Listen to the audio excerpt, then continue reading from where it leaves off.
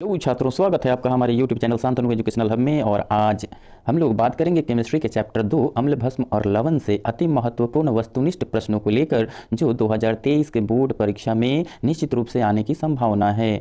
शुरू करते हैं आज का प्रश्न।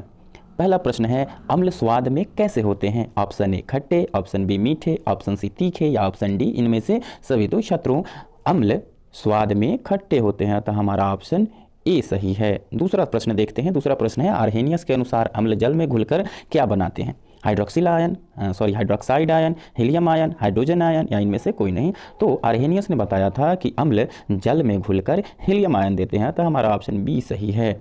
अगला तीसरा प्रश्न देखते हैं। हाइड्रोनियम आयन क्या है? ऑप्शन ए H3O+, बी H2O+, सी H2SO4 या डी इनमें से कोई नहीं। तो छात्रों, हाइड्रोनियम आयन H3O+ होता है, अतः हमारा ऑप्शन ए सही है। चौथा प्रश्न देखते हैं। निम्न में से कौन अम्ल है? Option A Na2O, option B CaOH2, option C CuO या ऑप्शन डी HNO3। तो छात्रों, HNO3 हमारा नाइट्रिक अम्ल होता है, अतः यह हमारा ऑप्शन डी सही है।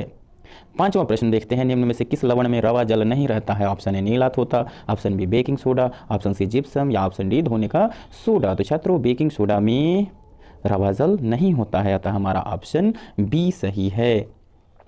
छात्रों, हमारा छठा प्रश्न है। एक विलयन का पीएच मान 10 है, तो वह विलयन क्या होगा? ऑप्शन ए अम्लीय, ऑप्शन बी क्षारीय या ऑप्शन सी लवणीय या ऑप्शन डी इनमें से कोई नहीं। तो छात्रों, जिस विलयन का मान 7 से अधिक होता है वह विलयन क्षारीय होता है। 7 से कम पीएच वैल्यू वाले विलयन को हम लोग अम्लीय कहते हैं, अतः हमारा ऑप्शन बी सही है, यह विलयन क्षारीय होगा।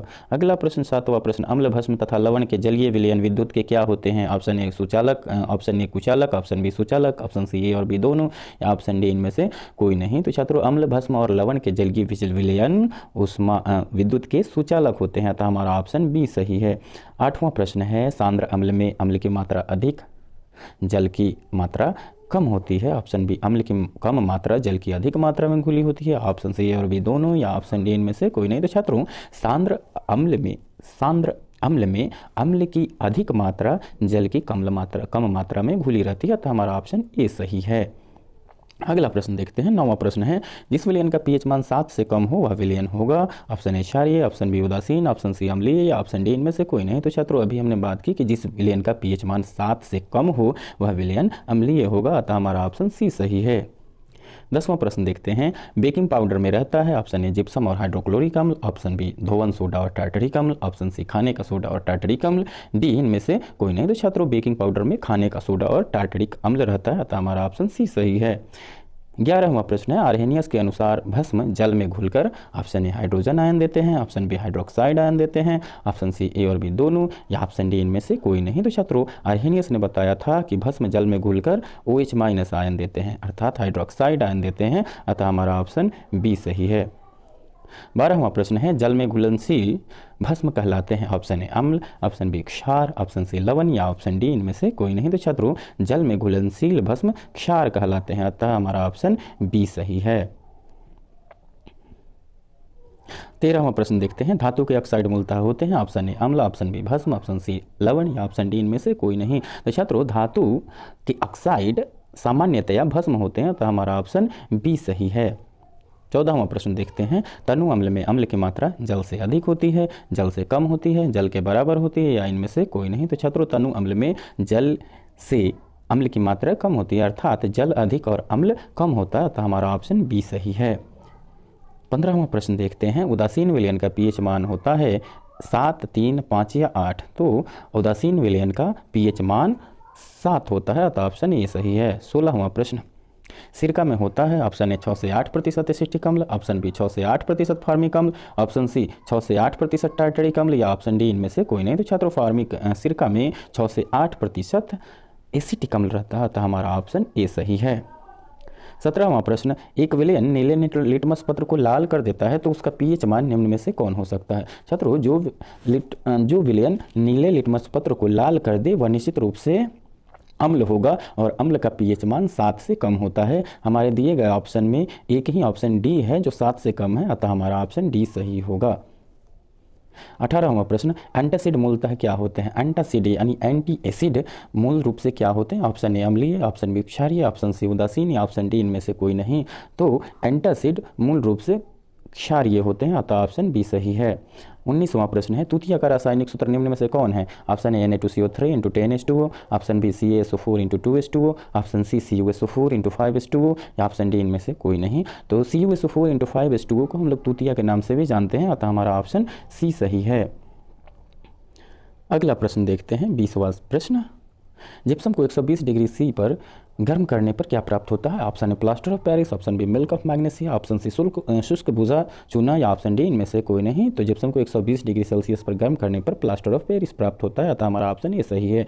21वां प्रश्न देखते हैं, इनमें कौन सबसे अधिक अम्लीय है? ऑप्शन ए जिसका pH मान 1 हो, ऑप्शन बी जिसका pH मान 5 हो, ऑप्शन सी जिसका pH मान 8 हो या ऑप्शन डी जिसका pH मान 10 हो। तो छात्रों pH मान में 7 से जितना कम pH वैल्यू होता है वह विलयन उतना ही अधिक अम्लीय होता है, अतः 7 से ज़्यादा कम हमारा ऑप्शन ए है, अतः ऑप्शन ए हमारा सही है।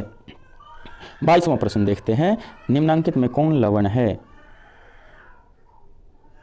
निम्नांकित में कौन लवण है? Option A HCl, option B NaCl, option C NaOH, option D KOH। तो छात्रों NaCl लवण है यानी सोडियम क्लोराइड यानी नमक, अतः हमारा ऑप्शन बी सही है।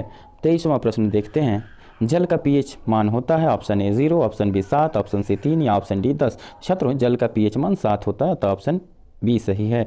24वां प्रश्न है, निम्नलिखित में कौन सही है? Option A Na2CO3 into 5H2O, option B Na2CO3 into 10H2O, option C Na2CO3 into 7H2O या option D Na2CO3 into 2H2O। छात्रों हमारा 24वां प्रश्न ये कहता है Na2CO3 इंटू इस चारों में से कौन सा ऑप्शन सही है? तो हमको याद करना होगा कि ये धोने के सोडा का फार्मूला है और धोने के सोडा का फार्मूला होता है Na2CO3 इंटू 10H2O, अतः हमारा ऑप्शन बी सही है।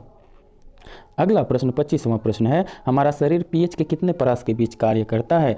6 से 6.8, 7 से 7.8, सी 7.1 से 3.8 या डी 5.1 से 5.8। तो छात्रों मानव शरीर 7 से 7.8 pH वैल्यू के परास के बीच कार्य करता है, तो हमारा ऑप्शन बी सही है। 26वां प्रश्न, सोडियम क्लोराइड के जलीय विलयन से विद्युत धारा प्रवाहित करने पर यह वियोजित हाइड्रोक्साइड बनाता है, इस प्रक्रिया को क्या कहते हैं? तो इस प्रक्रिया को हम लोग क्लोर क्षार अभिक्रिया कहते हैं, तो हमारा ऑप्शन ए सही है। 27वां प्रश्न, एसिटिक अम्ल दुर्बल अम्ल है क्योंकि ऑप्शन ए इसका जलीय विलयन अम्लीय है, ऑप्शन बी यह पूर्णतः आयनित होता है, ऑप्शन सी आंशिक रूप से आयनित होता है या ऑप्शन डी इसमें COOH समूह होता है। छात्रों एसिटिक अम्ल दुर्बल अम्ल है क्योंकि यह आंशिक रूप से आयनित होता है, अतः हमारा ऑप्शन सी सही है। अगला प्रश्न 28वां प्रश्न, इमली में कौन सा अम्ल पाया जाता है? ऑप्शन ए एसिटिक अम्ल, ऑप्शन बी टार्टरिक अम्ल, ऑप्शन सी हाइड्रोक्लोरिक अम्ल या ऑप्शन डी इनमें से कोई नहीं। तो छात्रों इमली में टार्टरिक अम्ल पाया जाता है, अतः हमारा ऑप्शन बी सही है। 29वां प्रश्न, निम्न में कौन अम्लीय ऑक्साइड है? Option A calcium oxide, option B magnesium oxide, option C sulphur dioxide या ऑप्शन डी सोडियम ऑक्साइड। तो दिए गए ऑप्शंस में हमारा अम्लीय ऑक्साइड